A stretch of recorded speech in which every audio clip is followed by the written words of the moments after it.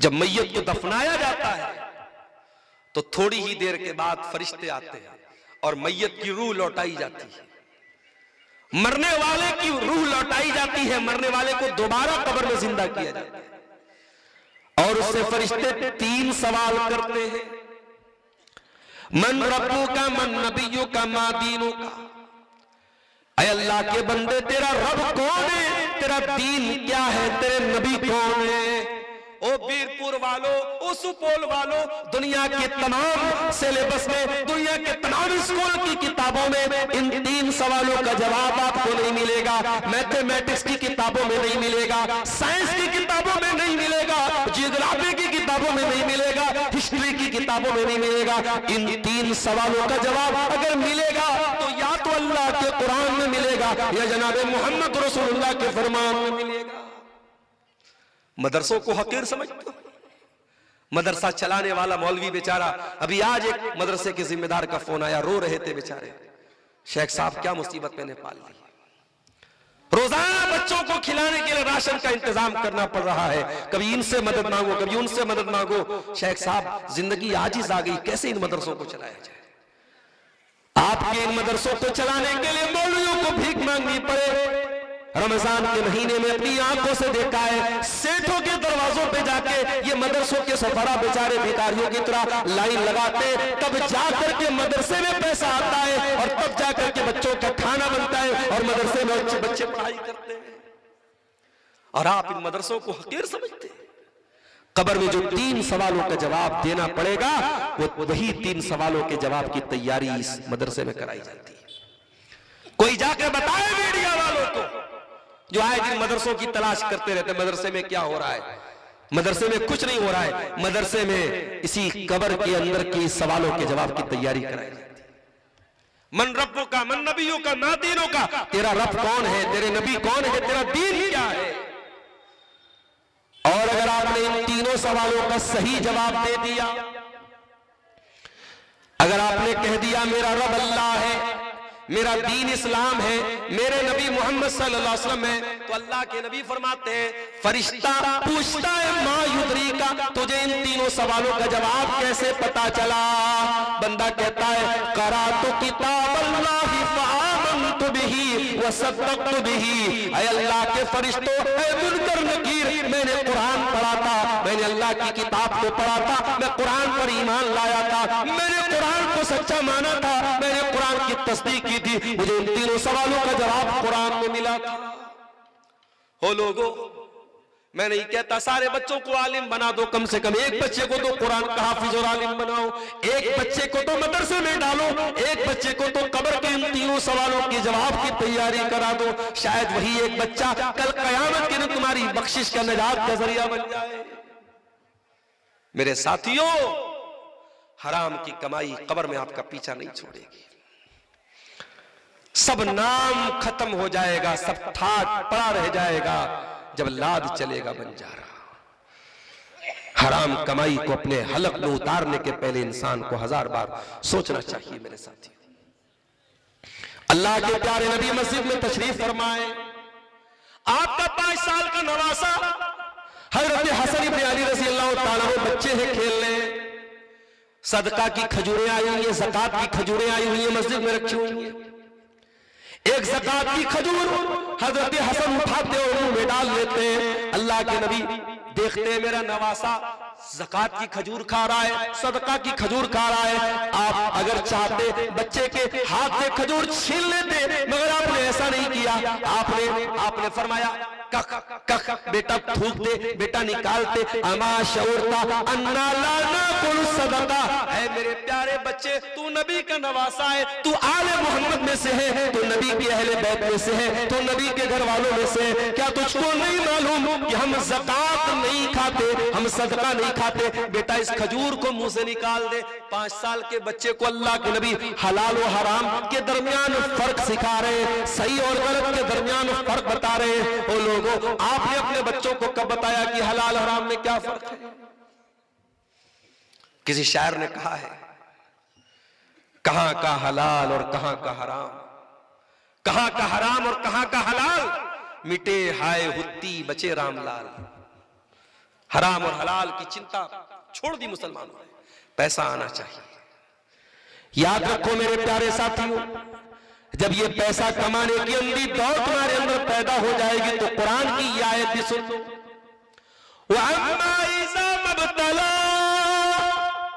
जब अल्लाह ताला अपने बंदे को आजमाता है, फक़दर अलैहि रिज़्क़ा, और बंदे की रोजी को तंग कर देता है, फयक़ूलु रब्बी अहानन, तो बंदा कहता है ऐ अल्लाह तूने मुझको रुसवा कर दिया, तूने मुझको ज़लील कर दिया, ऐ अल्लाह मेरे कारोबार की बरकत कहाँ चली गई, मेरे पैसे की बरकत कहाँ चली गई। कल्ला बल ला तुक्रिमूनल यतीम, ऐ मेरे बंदे तू यतीमों की इज्जत नहीं करता था, तू यतीमों के साथ नाइंसाफी करता था, वला तहाज़ूना अला तआमिल मिस्कीन, तू गरीबों को खाना नहीं खिलाता था, व ताकुलून तुरासा अकलन लम्मा, तू दूसरों की वरासत को खा जाता था, व तुहिब्बूनल माल हुब्बन जम्मा, और तू माल से बहुत ज्यादा मोहब्बत करता था। मोहब्बत करो माल से मेरे साथी, इतनी मोहब्बत मत करो। माल से मोहब्बत नेचुरल है, पैसा किसी को बुरा नहीं लगता है।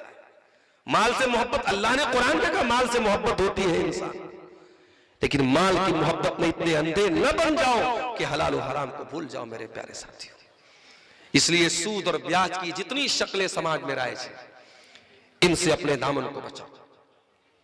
झारखंड के कुछ इलाकों में जाना हुआ, वहां औरतों को एक लोन दिया जा रहा है, बंधन लोन, पता नहीं आप क्या चल रहा है कि नहीं, वो औरतों ही को मिलता है, और बैंक वाला आएगा, औरत से ही मुलाकात करेगा, वही उसी से किस्त लेगा, और बड़ा छोटा छोटा अमाउंट 10,000 20,000 का अमाउंट बैंक से ब्याज पर मुसलमान लोन ले रहा है।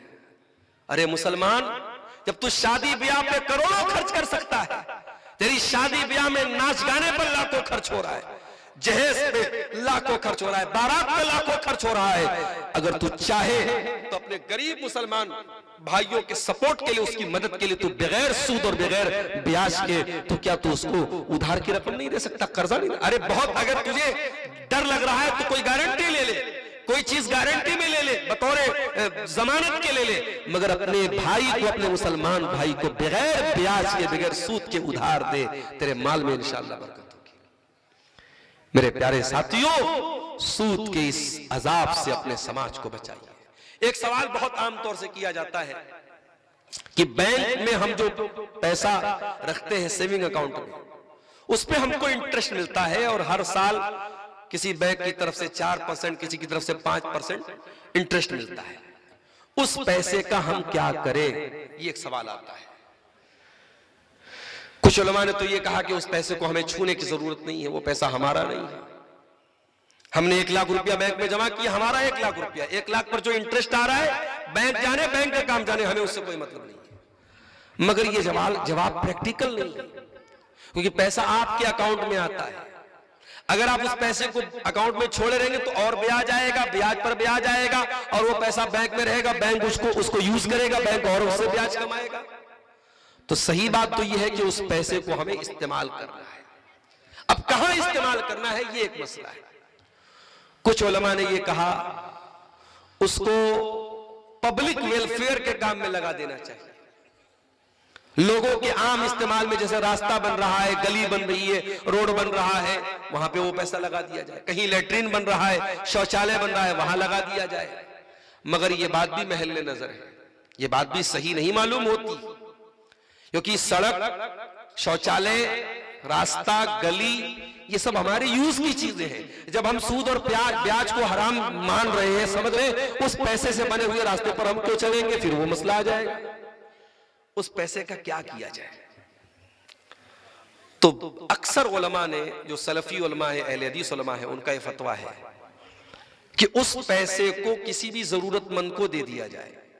कोई भी गरीब आदमी है, जरूरतमंद आदमी है, और उसके पास अपनी जरूरत पूरी करने का कोई जरिया नहीं है, उसको हम सूद की रकम दे सकते हैं, चाहे वो मुसलमान हो, चाहे वो गैर मुस्लिम हो। अब यहां पर फिर एक सवाल पैदा होता है कि जब वो पैसा हमारे लिए हराम था, तो अपने मुसलमान भाई को हम कैसे दे सकते हैं? तो इसका जवाब यह है कि शरीयत में कभी कभी किसी चीज की मिल्कियत चेंज होने से हुक्म चेंज हो जाता है। पैसा हमें बैंक में अकाउंट में मिला, इंटरेस्ट के तौर पर मिला, ब्याज के तौर पर मिला, हमारे लिए वो पैसा हराम था और हराम ही रहेगा। लेकिन वो पैसा अगर हमने किसी गरीब आदमी को दे दिया, इसलिए दे दिया कि वो पैसा इस्तेमाल में आ जाए, वो पैसा अगर बैंक में रहेगा तो बैंक उसको यूज करेगा। हो सकता है गलत जगहों पर यूज हो, हमारे और आपके खिलाफ यूज हो, तो बैंक में छोड़ना भी ठीक नहीं है, और पैसे को अपने ऊपर इस्तेमाल करना भी ठीक नहीं, क्योंकि वो ब्याज का पैसा है। लेकिन अगर हम किसी गरीब आदमी को दे दे इस नीयत से कि बस पैसा इस्तेमाल, हमें कोई सवाब की नीयत नहीं रखना है, सवाब मिलेगा भी नहीं, सिर्फ इस नीयत से कि उसके काम में आ जाए। और खास तौर से हमारे मुल्क में बहुत सारे बेकसूर लोग हैं जो जेल में हैं, उनके केस के लिए पैसा चाहिए, उनको रिहाई, उनको कैद की रिहाई से आजाद कराने के लिए पैसा चाहिए, वहां पे आप ये पैसा इस्तेमाल कर सकते हैं। कोई जरूरतमंद आदमी है, गरीब आदमी है, दवा इलाज के लिए परेशान है, डॉक्टरों ने लूट मार मचा के रखी है, वहां एक बड़ा अमाउंट उसको चाहिए, वो गरीब आदमी आप उसको वहां पे वो पैसा दे सकते हैं। वहां पे वो पैसा उसके लिए हराम नहीं होगा, क्योंकि मिल्कियत चेंज हो रही है। मिसाल के तौर पे एक गरीब आदमी है, ज़कात का हकदार है, उसको किसी पैसे वाले आदमी ने ज़कात की रकम दी, और फिर उसके घर में बच्चा पैदा हुआ, और उस गरीब आदमी ने उसी ज़कात की रकम से जो पैसा उसको मिला था, उसी पैसे से उसने अकीका किया और दावत दी, और मैं उसका पड़ोसी था, तो क्या मैं उसके घर में दावत जाके खा सकता हूं कि नहीं खा सकता हूं? अब कोई बोले साहब वो तो ज़कात का पैसा है, तो ज़कात का पैसा उसके लिए था, मेरे लिए वो ज़कात का पैसा नहीं है। तो जैसे यहां पे मिल्कियत चेंज होने से हुक्म चेंज हुआ, उसी तरीके से ब्याज का पैसा उस गरीब आदमी को अगर हम दे देंगे तो वो उसके हक में ब्याज नहीं है, तो उसके लिए इस्तेमाल करना जायज है, मगर हां ये कोई सदका नहीं है, इस पर कोई सवाब की नियत नहीं मिलेगी। ये एक फतवा है जो बहुत सारे उलमा ने दिया है, और ये फतवा दलाइल के एतबार से, दलाइल की रोशनी में मजबूत मालूम होता है। वल्लाहु आलम बिस्सवाब कि सूद हराम है और बिजनेस हलाल है। और दूसरा जवाब बड़ा प्यारा दिया, और ये जवाब हर वो मोबाइल वाला सुन ले जो इंटरेस्ट पर मोबाइल बेच रहा है, हर वो इंसान सुन ले जो छोटी मोटी जरूरतों के लिए आज बैंक से लोन उठा रहा है। यमहकुल्लाहु रिबा व युर्बिस सदकात, अल्लाह ताला सूद को मिटाता है और अल्लाह ताला सदका और खैरात के में बरकत देता है, बढ़ाता है। ओ दुनिया के कैलकुलेशन करने वालों, ओ दुनिया में मैथमेटिक्स और हिसाब रखने वालों, तुम्हारा हिसाब तो कुछ और कहता है। तुम्हारा हिसाब तो ये कहता है कि हमने 1 लाख रुपए पर 2000, 2500, 4000 इंटरेस्ट कमाया, हमारा तो फायदा हो गया, हमारा तो पैसा बढ़ गया। हमने बैंक में 1 लाख रुपया रखा, 2024 में 2025 आया, वो 1,06,000 बन गया, 2,26,000 आएगा, वो 1,12,000 बन जाएगा। 6% ब्याज हर साल हमको बैंक दे रहा है। तुम्हारा कैलकुलेटर तो तुम्हारे पैसे को बढ़ा के दिखा रहा है। और ऐ मस्जिद और मदरसे में सदका खैरात करने वालों, तुम दुनिया के कैलकुलेशन से देखो तो तुम जब सदका करते हो, जब मस्जिदों में दान देते हो, जब मदरसों में सदका करते हो, तो तुम्हारा पैसा तो घट जाता है। 1 लाख रुपया था, तुमने 1,000 रुपया सदका कर दिया, 99,000 बचा, 2,000 सदका कर दिया, 98,000 बचा। तुम्हारे कैलकुलेशन के हिसाब से तो पैसा कम हो गया। अल्लाह कह रहा है नहीं नहीं, हमारा कैलकुलेशन कुछ और है। यमहकुल्लाहु रिबा व युर्बिस सदकात, हम सूद को मिटाते हैं और सदका और खैरात को बढ़ाते हैं।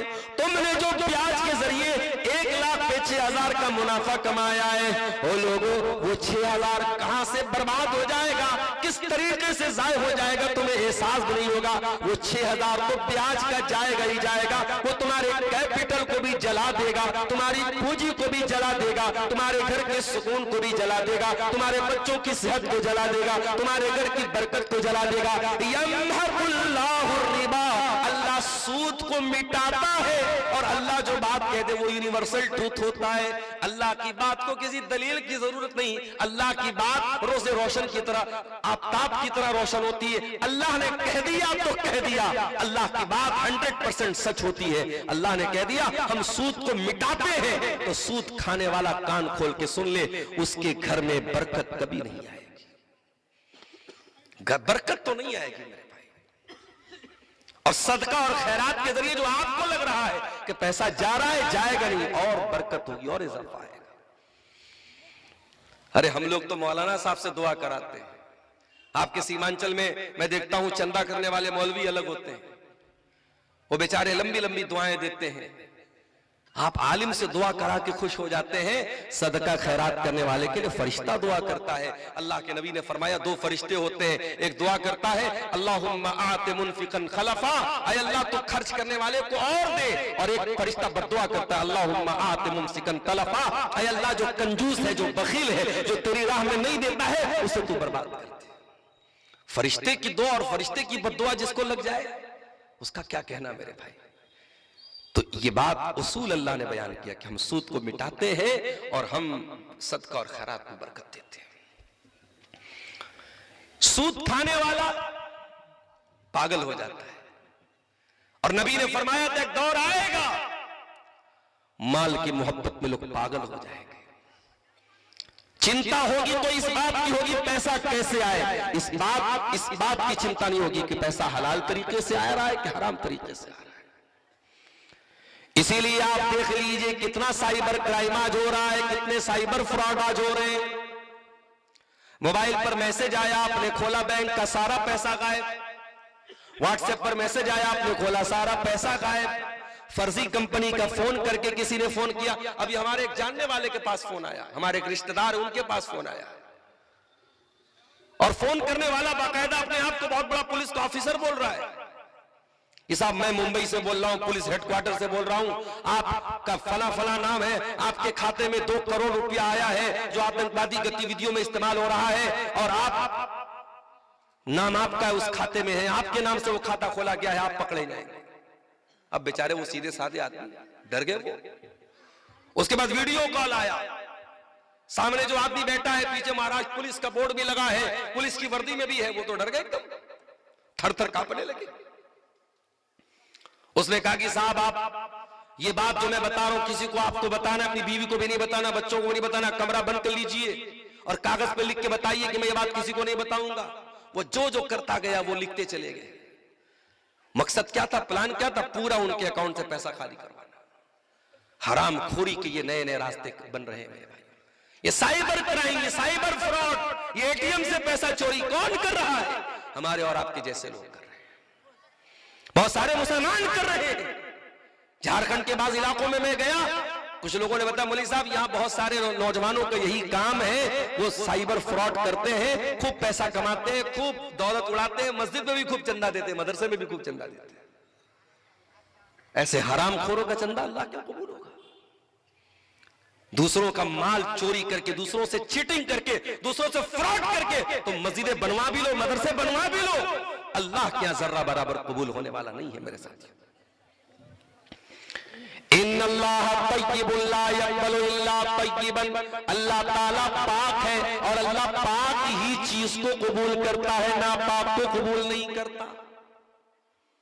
अल्लाह ने कुरान में नबियों को भी यही हुक्म दिया, या अय्युहर रसूल कुलू मिनत तय्यिबाति वअमलू सालिहा, ऐ मेरे रसूलों नेक अमल करो और पाक चीजें खाओ। अल्लाह ने ईमान वालों को भी यही हुक्म दिया, या अय्युहल्लज़ीना आमनू कुलू मिम्मा फिल अर्दि हलालन तय्यिबा, ऐ ईमान वालों जमीन के अंदर पाक और हलाल चीजों को खाओ। और फिर अल्लाह के प्यारे नबी ने एक बड़ी प्यारी मिसाल देते हुए फरमाया, रजुलुन युतीलु सफरा अशासा अकबरा यमुद्दु यदैहि यक़ूलु या रब्बी या रब्बी। एक आदमी है जो लंबा सफर करके आता है। भाई मुसाफिर की दुआ तो ऐसे भी कबूल होती है। आप बीरपुर के रहने वाले, सुपौल के रहने वाले, आप अररिया चले जाए 30-40 किलोमीटर, आप तो मुसाफिर हो जाएंगे। 50 किलोमीटर की रेंज में चले जाए मुसाफिर हो जाएंगे। लेकिन एक आदमी लंबा सफर करके आ रहा है और इतना लंबा सफर करके बाल मैले हो गए, कपड़े मैले हो गए, और हाथ उठा के दुआ कर रहा है और या रब्बी कह के दुआ कर रहा है। दुआ की कबूलियत के सारे असबाब इकट्ठा हो गए उसके अंदर। लेकिन अल्लाह के नबी फरमाते हैं, व मतामुहु हरामुन व मशरबुहु हरामुन व मलबसुहु हरामुन व गुज़िया बिल हराम। वो इंसान जिसके अंदर दुआ की कबूलियत के इतने ज्यादा असबाब इकट्ठा हो चुके हैं, लंबा सफर करके आया है, बाल भी बिखर चुके हैं, कपड़े भी मैले कुचैले हैं, हाथ उठा के भी दुआ कर रहा है, या रब्बी कह के दुआ कर रहा है। लेकिन ऐ मेरे सहाबा, जब उसका खाना हराम कमाई का, जब उसका पानी हराम कमाई का, जब उसका कपड़ा हराम कमाई का, जब उसकी परवरिश हराम कमाई की, फअन्ना युस्तजाबु लिज़ालिक, तो ऐसे हरामखोर की दुआ अल्लाह ताला कैसे कबूल करेगा? हरामखोर की दुआ अल्लाह कबूल नहीं करता है। ये नमाजें मुंह पर मार दी जाएंगी, ये सदका खैरात मुंह पर मार दिए जाएंगे, ये हज और उम्रे मुंह पर मार दिए जाएंगे। अपनी कमाइयों की फिक्र करो मेरे प्यारे साथियों। इसीलिए हजरत साद नबी वक्कास से किसी ने पूछा, ऐसा आप ऐसा कौन सा अमल करते कि आपकी दुआएं जल्दी कबूल हो जाती हैं? लोग हजरत साद को मुस्तजाब दावत कहते थे, साद कोई दुआ करते थे अल्लाह ताला जरूर कबूल करता था। लोगों ने पूछा, ऐसा कौन सा अमल आप करते कि आपकी दुआएं कबूल हो जाती हैं? हजरत साद ने फरमाया, अपनी मतामका तू जब दावतों का, ऐ मेरे भाई तू अपनी कमाई को हलाल कर ले, तू अपने खाना को हलाल कर ले, तेरी दुआ भी अल्लाह ताला कबूल करेगा। कमाई को हलाल करो, दुआ कबूल होगी मेरे साथियों। लेकिन कयामत के पहले वो दौर आएगा, अल्लाह के नबी ने फरमाया, लोग परवाह करना भूल जाएंगे। याती अलन्नासी ज़मानुन ला युबालिल मरउ मिन ऐना खज़ल माल, लोगों पर एक जमाना वो भी आने वाला है, लोग इस बात की परवाह नहीं करेंगे माल हलाल तरीके से कमा रहा है या हराम तरीके से कमा रहा है। वो पैसा कमाने वाले, वो पैसा कमाने की दौड़ में अंधे हो जाने वाले, कयामत के दिन तू अपनी जगह से हिल न पाएगा जब तक तुझे अपनी आमदनी का हिसाब न देना पड़ जाए। अल्लाह के प्यारे नबी फरमाते, ला तज़ूलु कदमा इब्ने आदम मिन इंद रब्बिही यौमल क़ियामा, कयामत के दिन इंसान अपनी जगह से हिल नहीं पाएगा जब तक 5 सवालों का जवाब न दे दे। वो 5 सवालों का जवाब मुझको भी देना है, हमारे उलमा को भी देना है, हमारी अवाम को भी देना है, पढ़े लिखों को भी देना है, जाहिल को भी देना है, सारे लोगों को देना है। 5 सवालों का जवाब दिए बगैर कोई हिल न पाएगा। नंबर 1, अन उम्रिही फीमा अफना, तूने जिंदगी कहां गुजारी, तूने उम्र कहां गुजारी। अभी गोवा का एक वीडियो बड़ा वायरल हो रहा है, क्लब में नाच हो रहा था, क्लब में नाच हो रहा है, लड़की डांस कर रही है, लोग नाच रहे हैं, शराब पी रहे हैं। अचानक गैस का सिलेंडर फटा और आग लग गई और 12-13 लोग वहीं पे जिंदा जल के मर गए। ये है तेरी जिंदगी की हकीकत। ऐ नाच गाने में मस्त इंसान, ऐ दुनिया की गफलतों में मस्त इंसान, कब कौन सा हादसा तेरी जिंदगी में मौत बन के आया तू नहीं जानता। अभी बनारस में, हमारे इलाके में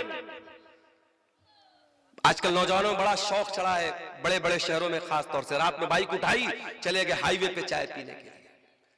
चाय पीने के लिए गांव में भी दुकान मौजूद है, मगर उनको रात को 2 बजे चाय पीना है। चाय का भी अब नशा चल रहा है, रात में 2 बजे चाय पीने के लिए कहां जा रहे हैं? हाईवे पे जा रहे हैं। 18 साल का नौजवान, 27 पारे का हाफिज कुरान नौजवान, 27 पारे याद हो गए थे, 3 पारा बाकी था उसका। रात के 2 बजे बाइक से जा रहा है, दोस्त को बिठाया है साथ में, हाईवे पर पुल पे गाड़ी चढ़ाई उसने। अचानक उसने क्या देखा? सामने सीसीटीवी कैमरे में नजर आ रहा है, सामने से कोई गाड़ी भी नहीं आ रही है, कोई सामने से बाइक नहीं, कोई सामने से कार नहीं, इसकी बाइक जा रही है। अचानक से इसने जोर से गाड़ी का ब्रेक मारा है, उछल के गिरा है, डिवाइडर में सर लड़ा है, ऑन द स्पॉट इंतकाल। मां रो रही है, बाप रो रहा है, साथ में जो लड़का बैठा था नौजवान, 2 दिन तक तो वो बेचारा होश में नहीं आ रहा था, दिमाग ही नहीं काम कर रहा था उसका। 2 दिन के बाद जब उस थोड़ा होश में आया, उसने कहा कि मुझे इतना याद है कि जब वो हादसा हुआ था, मेरे दोस्त ने ये कहा था, सामने मैंने 3 काले कुत्तों को देखा है। हो सकता है अल्लाह आलम, काले कुत्ते की शक्ल में भी शैतान आता है। उसने 3 काले कुत्तों को देखा और उसके बाद उसने जोर से ब्रेक मारी और यह हादसा हुआ। आप नहीं जानते कौन सा हादसा आपकी जिंदगी में जिंदगी के तार को तोड़ देने की खबर लेके आ जाए मेरे भाई। हम लोग तो सफर में निकलते, अल्लाह का शुक्र है, दुआएं पढ़ के बैठते हैं कार में, सीट बेल्ट में आगे बैठता हूं, ड्राइवर के बगल में बैठता हूं, मालूम है कोहरे का टाइम है, गाड़ी 100-120 की स्पीड में चल रही, इधर से जलसे वालों का फोन आता रहता है, शेख मुहिबुल्लाह साहब फोन कर रहे हैं, जहां भी प्रोग्राम रहता है लोग फोन करते रहते, शेख कब आएंगे, मानुस भाग रहा है, लोग भाग रहा है। अरे भाई भागने दो भाई, हम उड़ा के तो नहीं आएंगे। क्लास करके मैं निकलता हूं, पटना पहुंचता हूं, पटना से गाड़ी से आता हूं, ड्राइवर मेरा नॉन स्टॉप गाड़ी चला, तो उसके बाद भी आपके इलाके में ये होता है कि शेख आप आ जाइए, जल्दी से आ जाइए। कैसे उड़ा के आ जाए भाई, हादसे इंतजार नहीं करते मेरे साथियों। उम्र कहां गुजारी है आपने हिसाब देना पड़ेगा। दूसरा सवाल किया जाएगा, वान शबाबिही फीमा बला, ऐ मेरे बंदे तेरी जिंदगी का जो जवानी का टाइम था, जो गोल्डन पीरियड था, जो ताकत का दौर था, जिस दौर में तू अल्लाह को राजी कर सकता था, जिस दौर में तेरे बाजुओं में ताकत थी, तेरी हड्डियों में दम था, बुढ़ापे में हज करता है बेचारा। कभी जाके देखो मक्का मदीना में, कभी जाके देखो तवाफ करने वाले बूढ़े रोते रहते, काश मैंने जवानी में उम्रा कर लिया होता। कभी सफा और मरवा के दरमियान दौड़ लगाने वालों में कोई 80 साल का बूढ़ा है, कोई 70 साल की बुढ़िया है, थक करके जब वो बैठ जाती है अफसोस करती है, काश मैंने जवानी में उम्रा कर लिया होता, मैंने जवानी में हज कर लिया होता। मेरे प्यारे नौजवान साथियों, इबादत करने की सही उम्र जवानी है, अल्लाह को राजी करने की सही उम्र जवानी है। इसीलिए अल्लाह के नबी फरमाते हैं, कयामत के दिन जब अल्लाह के अर्श के सिवा कोई साया न होगा, जब सूरज की गर्मी से लोग बेहाल होंगे, अल्लाह ताला अपने कुछ खुशनसीब बंदों को अपने अर्श का साया देगा। उन खुशनसीब बंदों में वह शाफुन नशा फी इबादतिल्लाह, वो नौजवान भी होगा जिसकी जवानी अल्लाह की इबादत में गुजरी हो। जवानी में इबादत करो, बुढ़ापे का इंतजार करते हो। हर गांव में 3-3, 4-4 मस्जिदें मौजूद हैं, मगर आज इन मस्जिदों को आबाद करने वाला नौजवान नहीं है, बूढ़े हैं। बूढ़ा बेचारा लाठी लेके फजर की नमाज में मस्जिद में न जाए तो शायद फजर की नमाज में बहुत सारी मस्जिदों के ताले भी न खुलेंगे। 70 साल का बूढ़ा सर्दी के मौसम में सुबह उठ करके ठंडे पानी से वजू बना रहा है, और 20 साल का नौजवान बिस्तर पे आराम से इंस्टाग्राम पे लड़की से चैटिंग करके रात में सो रहा है। ओ नौजवान, तेरी जवानी कहां गुजरी, तुझको हिसाब देना पड़ेगा। तौबा करो तो जवानी में करो मेरे साथी, सुधरना है तो जवानी में सुधरो, बुढ़ापे में तो भेड़िया भी सुधर जाता है। दर जवानी तौबा करन शेवे पैगंबरी, जवानी में तौबा करना, जवानी में अल्लाह के दीन पर चलना, ये पैगंबरों का तरीका है, नबियों का तरीका है। वक्त पीरी गुर्गे जालिम शबत परहेजगार, अरे बुढ़ापे में तो जालिम भेड़िया भी शरीफ बन जाता है।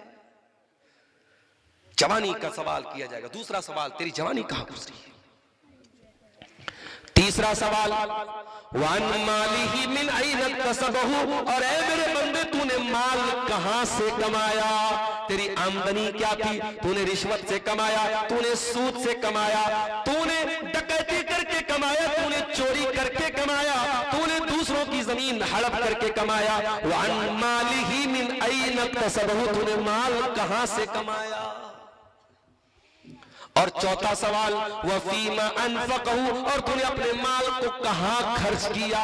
तुझे आमदनी का भी हिसाब देना है, तुझे खर्च का भी हिसाब देना है। और पांचवा सवाल, वमाजा अमीला फीमा अलिमा, तूने जो इल्म हासिल किया उस इल्म के ऊपर तूने अमल कितना किया। इन 5 सवालों के जवाब के लिए तैयार रहना मेरे प्यारे साथियों।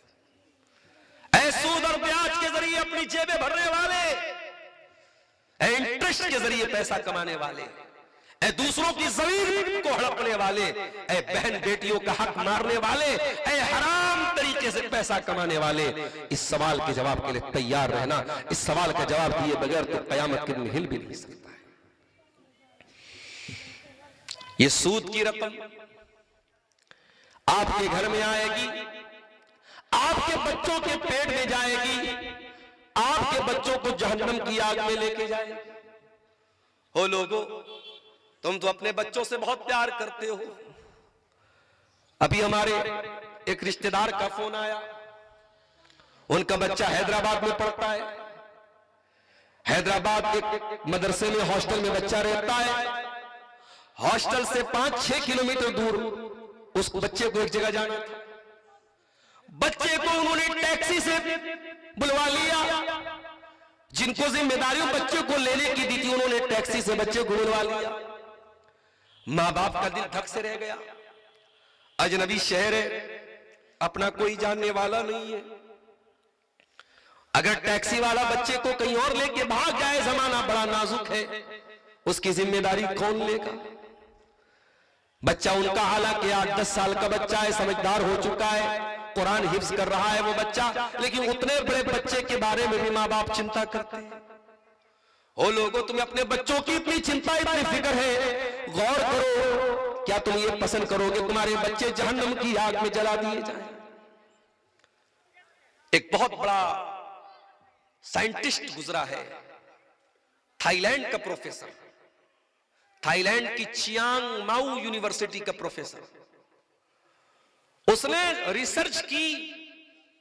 उसकी जो रिसर्च का टॉपिक था वो ये था कि इंसान के शरीर का कौन सा अंग है जो सबसे पहले पेन को रिसीव करता है, दर्द को सबसे पहले कौन सा बदन का कौन सा हिस्सा सबसे पहले महसूस करता है। वो रिसर्च कर रहा था, किसी ने कुरान ला के दे दिया। उसने कुरान खोला, इत्तेफाक से सूरह निसा की आयत उसके सामने से गुजरी। अल्लाह ने फरमाया, जब जहन्नमी जहन्नम में जाएंगे, कुल्लमा नज़िजत जुलूदुहुम बद्दलनाहुम जुलूदन गैरहा। जब जहन्नमी जहन्नम में जाएंगे और जहन्नम की आग में वो जल जाएंगे, हम उनके शरीर पर एक नई चमड़ी चढ़ा देंगे, एक नई खाल चढ़ा देंगे, एक नई स्किन चढ़ा देंगे, ताकि उनको लियज़ूक़ुल अज़ाब, ताकि जलने का दर्द उनको बार बार महसूस हो, वो जलने का पेन महसूस कर सके, वो जलने की तकलीफ को महसूस कर सके। प्रोफेसर साहब का दिमाग खटका। कुरान कह रहा है हम इंसान की चमड़ी को जला करके दोबारा नई चमड़ी दे देंगे। इसका मतलब यह हुआ कि चमड़ी सबसे पहले पेन को रिसीव करती है, दर्द को महसूस करती है। उनकी रिसर्च खत्म हो गई और अपनी रिसर्च के रिजल्ट में वो इस रिजल्ट पर पहुंचे कि इंसान के शरीर में सबसे पहले अगर कोई चीज दर्द को रिसीव करती है तो इंसान की त्वचा होती है, इंसान की स्किन होती है। और थाईलैंड के उस प्रोफेसर ने सऊदी अरब की एक कॉन्फ्रेंस में सबके सामने वीडियो कैमरे के सामने उसने कलमे तौहीद पढ़ा, ला इलाहा इल्लल्लाह मुहम्मद रसूलुल्लाह। उसने कलमा पढ़ा और इस्लाम कबूल किया। मेरे प्यारे साथी, आप गौर कीजिए, जहन्नम की आग में आपके बच्चे जले, आप कभी गवारा नहीं करें। अरे हम तो ये चाहते हैं कि हम तकलीफ झेल लें, हमारा बच्चा ना झेले। कभी कभी मैं गाड़ी में जा रहा हूं, मेरी छोटी बच्ची मेरे साथ जिद करके, अब्बू मैं भी आपके साथ चलूंगी, मेरे साथ वो चली जाती। कल भी एक प्रोग्राम तो यूपी में साथ में लेके गया था। अब रात में ड्राइवर साहब, कोहरे का टाइम था, उन्होंने गाड़ी की खिड़की को थोड़ा खोल के रखा था, अंदर हवा आ रही थी, ठंडी हवा आ रही थी। मैं अपनी जैकेट उतार के मैंने बच्ची को ओढ़ा दिया, अपनी टोपी उतार के मैंने बच्ची को लगा दी। मुझे ठंडक मैं थोड़ी देर के लिए बर्दाश्त कर लूंगा, अपने बच्ची को मैं बर्दाश्त करने नहीं दूंगा। हमारी सोच तो ये होती है, हम तो अपने बच्चों से इतना प्यार करते हैं, अपनी औलाद से इतनी मोहब्बत करते हैं। जिस औलाद से आप इतना प्यार करते हो, इतनी मोहब्बत करते हो, उस औलाद के को जहन्नम की आग में जलाया जाए, क्या आप ये पसंद करेंगे? अल्लाह के नबी फरमाते, मा नबतल हमुन मिन सूतिन फन्नारु औला बिही। जो जिस्म हराम कमाई से परवरिश होगा, जिस जिस्म के अंदर हराम कमाई पलेगी बढ़ेगी, जिस जिस्म के अंदर हराम कमाई का खून दौड़ेगा, फन्नारु औला बिही, वो जिस्म जहन्नम की आग में डाला जाएगा। ओ सूद और ब्याज का लेन देन करने वालों, अपने बच्चों को जहन्नम की आग में न ढकेलो, अपने बच्चों को जहन्नम की आग में जलने का ईंधन न बनाना। शेख ने एक बात कही थी, सूद की जो मौजूदा शक्लें हैं उस पर भी थोड़ा बात कीजिएगा। सूद की आजकल एक बड़ी आम शक्ल क्या है कि हमने, मिसाल के तौर में जो शहर में की बात कर रहा हूं, गांव में भी कुछ इसकी शक्ल होगी। मिसाल के तौर पर मेरे पास मकान है, अब आपको किराए पर मकान की जरूरत है। आप मेरे पास आए, शेख साहब मुझे मकान चाहिए, अच्छी बात है। किराए पे चाहिए? हाँ किराए पे चाहिए। मैंने आपसे 5 लाख रुपए एडवांस में ले लिया और आपको मैंने अपना मकान रहने के लिए दे दिया, और उसके बाद आप 4 साल 5 साल मेरे मकान में रहे, मैंने आपसे कोई किराया नहीं लिया क्योंकि मैं आपसे 5 लाख रुपए एडवांस ले चुका हूं। और उसके बाद जब आप मकान छोड़ के जाने लगे, वो 5 लाख रुपया मैंने आपको रिटर्न लौटा दिया। इसको कहीं पगड़ी बोलते हैं, कहीं हैवी डिपॉजिट बोलते हैं, बहुत सारे इसके नाम हैं। ये हराम है। क्यों हराम है? क्योंकि शरीयत ये कहती है कि आपने मुझको जो 5 लाख रुपए दिए वो कर्ज दिए थे आपने, और कर्ज के ऊपर किसी भी तरीके का प्रॉफिट कमाना इस्लाम की नजर में सूद है। आपने 5 लाख रुपए कर्ज दिए मुझको, जो बाद में मुझको आपको लौटाना है। उन 5 लाख रुपयों पर अगर 1 रुपया भी आप मुनाफा ले रहे हैं तो वो भी हराम है। अगर आप रुपया नहीं ले रहे, कोई सर्विस ले रहे, तो वो भी हराम है। इमाम अबू हनीफा रहमतुल्लाह अलैह उन्होंने एक इंसान से कर्जा लिया, और कर्जा जब लिया, माफ कीजिएगा, उन्होंने कर्जा दिया था, किसी को कर्जा दिया था, और जिसको कर्जा दिया था वो पैसा नहीं दे रहा था, टाल मटोल कर रहा था। इमाम अबू हनीफा रहमतुल्लाह अलैह एक दिन उस आदमी के दरवाजे पर पहुंचे। गर्मी का मौसम था, धूप में हज़रत इमाम अबू हनीफा खड़े हुए थे। बड़ी देर से दरवाजा खटखटाया, दरवाजा खोला। इमाम साहब ने कहा, भाई बाहर आ जाओ, मेरा पैसा मुझको लौटा। उसने कहा, इमाम साहब ऐसी भी क्या बात है, आप मेरे दरवाजे पर आके खड़े हुए, अंदर तो चले आइए, धूप का मौसम है, गर्मी का मौसम है, क्यों अपने आप को सता रहे? अरे ठीक है, मैं आपका पैसा दे दूंगा, मैंने आपसे पैसा उधार लिया था। इमाम साहब ने कहा, माफ करना मेरे भाई, मैं तुम्हारे घर के अंदर नहीं आ सकता। उसने कहा, इमाम साहब पैसे का लेन देन अपनी जगह है, आप मेरे बहुत मोहतरम है, मैं आपकी बहुत इज्जत करता हूँ, बहुत सम्मान करता हूँ, आप मेरे दरवाजे पर आए, आप अंदर तो चले आइए, मैं पैसा आपका दे दूंगा। इमाम साहब ने कहा, नहीं, जब तक मैं तुमसे अपना पैसा उधार वाला नहीं वापस ले लेता, मैं तुम्हारे दरवाजे की चौखट के अंदर नहीं जाऊंगा। वो आदमी बाहर आया, उसने इमाम साहब को पैसा दे दिया। इमाम साहब ने पैसा ले लिया, फिर उसके साथ अंदर गए। उसने कहा, इमाम साहब आप क्यों बार बार इस बात पे जोर दे रहे थे, आप अंदर क्यों नहीं आ रहे थे? इमाम अबू हनीफा ने फरमाया, क्योंकि मैंने तुमको कर्जा दिया था, और इस्लाम की नजर में कर्जा देने के बाद कर्जा लेने वाला कर्जा लेने वाले से किसी तरीके का कोई प्रॉफिट नहीं ले सकता है। मुझे मुनासिब नहीं लगा कि धूप का मौसम है, गर्मी का मौसम है, उतनी देर अगर मैं तुम्हारे घर की छाया में बैठ गया, मैंने तुम्हारे घर की हवा खा ली, तो वो भी कहीं सूद में ना आ जाए, वो भी कहीं इस कर्जे के प्रॉफिट में ना आ जाए। इसलिए जब वो कर्जे का हिसाब किताब खत्म हो गया, तब मैं तुम्हारे घर के अंदर आया। अल्लाह अकबर। ये एहतियात थी हमारे असलाफ की, और हम एक हम है कि साहब सूद और ब्याज सवार आए हमारे यहाँ। कितनी शक्लें हैं सूद की। जो गिरवी सामान हम रखते, गिरवी सामान का भी सुन लीजिए मसला। मुझे आपसे 10,000 रुपये पैसा चाहिए, उधार चाहिए। मैं आपके पास आया, आपने कहा भाई मैं ऐसे पैसा आपको उधार नहीं दूंगा, आपको गारंटी में कोई चीज देना पड़ेगा। मैंने मोबाइल दे दिया, मोबाइल मैंने आपको गारंटी के तौर पे, जमानत के तौर पे दिया था। ये मोबाइल आपको मैंने गिरवी के तौर पे रखा था आपके पास, और आपसे मैंने 10,000 रुपये उधार ले लिया।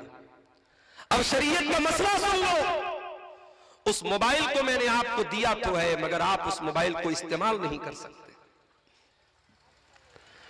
अब आपको लग रहा होगा मौलवी साहब ये कौन सी बात होगी, अरे मोबाइल है तो इस्तेमाल होगा। नहीं, अगर आप मोबाइल इस्तेमाल करेंगे तो ये भी सूद और ब्याज की शक्ल में आएगा। गोया कि आपने जो 10,000 रुपया मुझको दिया है, उस पर प्रॉफिट आप क्या कमा रहे हैं, आप मेरा मोबाइल चला रहे। मैंने साउथ इंडिया में देखा, लोग पुरानी गाड़ी है, पुराना सामान है, इसी तरीके से दूसरों को दे देते, उनसे पैसा ले लेते, और जिसको दे देते वो उसको इस्तेमाल भी करता है। हराम है ये। इसको कहीं सूद कहते हैं, कहीं बड्डी कहते हैं, कहीं ब्याज कहते हैं, जो भी नाम आप इसका रखते हैं, ये हराम है मेरे प्यारे साथियों। और अल्लाह के नबी ने सूद के बारे में बड़े सख्त अल्फाज इस्तेमाल किए। फरमाया लानल्लाहु आकिल रिबा व मुकिलहु व कातिबहु व शाहिदई। सूद खाने वाले पर अल्लाह की लानत, सूद खिलाने वाले पर अल्लाह की लानत, सूद की गवाही देने वाले पर अल्लाह की लानत, सूद लिखने वाले पर भी अल्लाह की लानत। और आपने आगे ये भी फरमाया वहुम सवा, सब बराबर है। इसीलिए जिस बैंक में सूदी कारोबार, और आजकल तो हमारे यहाँ सारे बैंकों में सूदी कारोबार होता है, लिहाजा उलमा का फतवा मौजूद है कि जिस बैंक में सूदी ट्रांजैक्शन हो रहा हो उस बैंक में कोई जॉब नहीं करनी चाहिए, क्योंकि बैंक का पूरा काम सूद और ब्याज पर है। अब आप ये कहेंगे साहब ये तो हमारी तरक्की के रास्ते में रुकावट है, हम कैसे तरक्की करेंगे, हम कैसे आगे बढ़ेंगे, हम तो पीछे रह जाएंगे। तो भैया हम ब्याज खा के आगे नहीं बढ़ेंगे। हमें ऐसी तरक्की नहीं चाहिए जो हराम तरीके से हमारे घरों में आए। हम पिछड़े हैं तो पिछड़े रह जाएंगे, मगर हराम तरीके से हम तरक्की हासिल करें मेरे प्यारे साथियों, ये मुनासिब नहीं। तरक्की हासिल करने के जायज रास्ते बहुत हैं। जब सहाबे किराम मक्का से मदीना पहुंचे वो जीरो हो गए थे। आज हिंदुस्तान जैसे मुल्क में, भारत जैसे देश में भी अगर कोई इंसान बेघर कर दिया जाए, कारोबार को उसको कारोबार से महरूम कर दिया जाए, घर से दूर कर दिया जाए, वो जितना बेबस हो जाएगा उससे कहीं ज्यादा बेबस 1400 साल पहले मक्का के मुहाजिरीन साहबा थे। उनका अपना वतन था, अपना मक्का, उनका अपनी धरती, अपना वतन था। उनको मक्का छोड़ के जाना पड़ा, अपना बना बनाया कारोबार छोड़ के जाना पड़ा, अपने पुरखों की जमीन छोड़ के जाना पड़ा, अपना बना बनाया बिजनेस छोड़ के उनको मदीना जाना पड़ा। जब मक्का के मुहाजिर मदीना पहुंचे, अल्लाह के प्यारे नबी ने मक्का के मुहाजिरीन का मदीना के अंसारियों के साथ भाईचारा कराया। नाम ले लेके आपने फरमाया ये मक्का का फला मुहाजिर है, ये मदीना के फला अंसारी का सास भाई है। सबका नाम ले लेके आपने भाई भाई बनाया। एक सहाबी जिनका नाम अब्दुर्रहमान बिन औफ था, अल्लाह के नबी ने उनको भाई बनाया, हजरत साद इब्न रबी अंसारी का। साद इब्न रबी अंसारी बहुत पैसे वाले साहबी थे। उन्होंने कहा अब्दुर्रहमान मेरे पास बहुत ज्यादा माल है, बहुत ज्यादा खजूरों के बाग है, आओ एक काम करो बंटवारा कर लेते हैं। मेरे जितने खजूरों के बाग है आधा तुम ले लो आधा मैं ले लेता हूं। मेरे पास जितने मकानात हैं आधे तुम ले लो आधा मैं ले लेता हूं। आज तो भाई भाई में बंटवारा होता है तो बेईमानी हो जाती है। किसी के हिस्से में दुकान आई, किसी के हिस्से में मकान आया, किसी के हिस्से में मकान आया, किसी के हिस्से में दुकान आई। मैं घर में सबसे छोटा था, मेरे हिस्से में मां आई। मुनव्वर राना का शेर है। भाई भाई का बंटवारा होता है उसमें बेईमानी हो जाती है। भाई भाई का खून चूस लेता है, भाई भाई की जमीन हड़प लेता है। अरे क्या करोगे ये जमीन हड़प के, क्या करोगे दूसरों के माल पर कब्जा करके?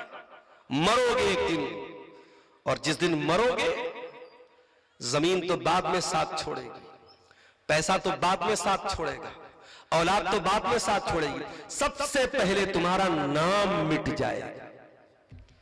जब तक अब्दुल गफ्फार साहब जिंदा थे लोगों ने कहा अब्दुल गफ्फार साहब आ रहे, अब्दुल गफ्फार साहब जा रहे। इंतकाल हो गया, रूह निकल गई। अब कोई ये नहीं कहता कि अब्दुल गफ्फार साहब सोए हुए हैं, लोग कहते जनाजा रखा हुआ है, लाश रखी हुई है, मैयत रखी हुई है, चारपाई रखी हुई है। सबसे पहले तेरा नाम मिट गया। अब कोई तेरा नाम नहीं लेता, लोग कहते जनाजा, शेख साहब का जनाजा रखा है, मौलाना की मैयत रखी है, मौलाना की लाश रखी है। अब तेरा नाम खत्म हो गया मेरे भाई। और वो सारा पैसा सूद के जरिए, ब्याज के जरिए, रिश्वत के जरिए, जमीन को हत्या करके नाजायज तरीके से जितना तूने कमाया था, खाली हाथ दुनिया से जा रहा है। वैलुल लिकुल्लि हुमज़तिल लुमज़ा, ऐ गीबत करने वाले, चुगली करने वाले इंसान तेरे लिए बर्बादी हो। अल्लज़ी जमा मालहु वअद्ददा, जो तू माल गिन गिन के जमा करता है रखता है। यहसबु अन्ना मालहु अखलदा, क्या तू ये समझता है कि ये माल हमेशा तेरे काम आएगा? हमेशा तो तेरे काम नहीं आएगा। मरते ही ये माल दूसरों का हो गया। बेटों ने बंटवारा कर लिया, बेटियों को कुछ मिल गया, बेटों को कुछ मिल गया, बंटवारा हो गया, वारिसों में बढ़ गया। तो खाली हाथ कब्र में जाएगा। दुनिया में ब्रांडेड कपड़ा पहनता था, जैकेट लेने जाता था अररिया की सबसे बड़ी दुकान पे जाता था, सुपौल के सबसे बड़े मार्केट में जाता था, नेपाल जाके जैकेट खरीदता था। आज मर गया। आज एक साहब ने मसला पूछा मुझसे फोन करके, मौलवी साहब वो जो आदमी मर जाता है तो कैंची से उसके कपड़े को जो काट लेते, कपड़े का क्या करें? मैंने कहा खत्म करो भाई, जला दो कपड़े को, क्या मतलब उस कपड़े का? वो कपड़ा किस काम का है? उस कपड़े को कोई तबर्रुक बना के थोड़ी रखना है। जला दो, बहा दो, खत्म कर दो, डिस्ट्रॉय कर दो। उस कपड़े की अब कोई हैसियत नहीं। मरने वाला मर गया, उसके कपड़े में कोई बरकत नहीं रहती है। अल्लाह अकबर। दुनिया में हम कुर्ता खुद पहनते हैं, पैजामा खुद पहनते हैं, सदरी खुद पहनते हैं। मर गए तो कितने बेबस हो गए। तुझे नहलाने के लिए तेरे बदन से कपड़ा भी नहीं उतर पा रहा है, कैंची से काट के तेरे बदन से कपड़ा उतारा जाता है। इंसान ब्रांडेड करने वाले तेरे बदन पे आज कॉटन की सफेद कफन की चादर तुझे कफनाई जा रही है। दुनिया में अपने पसंदीदा साबुन से नहाने वाले, अपने पसंदीदा शैम्पू से सर धोने वाले, अपने पसंदीदा फेस वॉश से चेहरा धोने वाले, आज तेरे मरने के बाद न कोई साबुन है न शैम्पू है, नॉर्मल पानी से तुझे नहलाया जा रहा है। जाड़े का मौसम आता था, तू कहता था गीजर से मुझको पानी गर्म करके नहलाओ। इधर तेरे बाथरूम में गीजर लगा रहता था तो तू गर्म पानी से नहाता था। तेरी बीवी तेरे लिए चूल्हे पर पानी गर्म करती थी, तब तू जो है नवाब साहब आते थे, बेगम पानी गर्म हो गया, हाँ जी गर्म हो गया, पानी गर्म हो गया, तो बाथरूम में जाता था। आज मरने के बाद एक लफ्ज तू बोलने वाला नहीं है कि अरे मैं तो दुनिया में गर्म पानी से नहाया करता था, मुझे ठंडे पानी से क्यों नहला रहा?